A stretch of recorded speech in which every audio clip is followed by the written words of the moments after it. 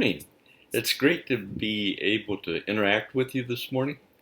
I got a little behind because I was a little under the weather for a couple days, but I'm back on my feet now and doing well.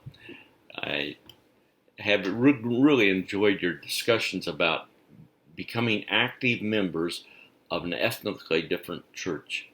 That's a challenge, but it's a good one for us to think through. It's one thing to visit a ethnically different church. I find that enriching at times. But it's another thing to say, this is my church home. This is where my wife and I and my kids are going to become active members. Uh, my teens are going to be active in the youth group, and I'm going to seek to serve in some capacity, either as a committee member or a volunteer on a work team or something.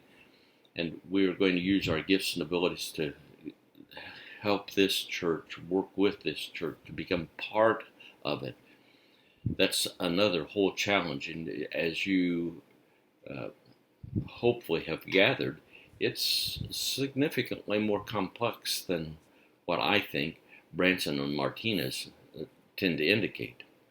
Anytime you go to an ethnically different congregation, you've got some challenges to bridge the cultural gaps there. Well, of course, we have chapter 6 to 8 in Branson and Martinez to read, and the wonderful video, Congregational Exegesis Part 2, to work on.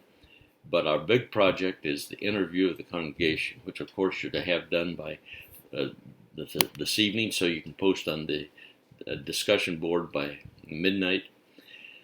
And in the discussion, you're to compare and contrast how they answered some questions. Which ones were difficult? Which ones were easy? Which one made them uncomfortable? And to interact on those matters so that you are sensitive to what's going on. The other one is the first discussion is who has the better grasp of the vision of the church, the pastor and the leaders, or the congregation as a whole.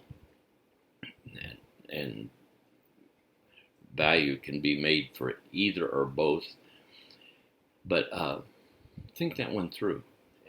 Sometimes I think that there are leaders who have lost the vision of the congregation and are off on a tangent.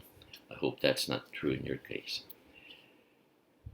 As we wrap up this week, can you believe it? It's week 7, one more week to go, and we'll be completed with the class. You have received a notification about class evaluations, evaluating my teaching as well as the content of the class.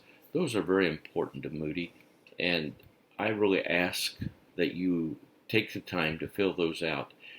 It helps us to continue to provide practical training for you and the students who follow you.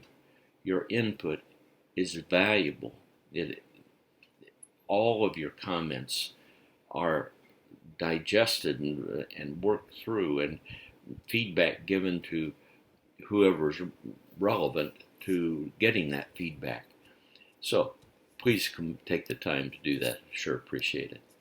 Have a blessed 4th of July weekend and a great day of worship with your church, whether it's in person or by video or live stream, whatever. Have a great weekend, spiritually enriching.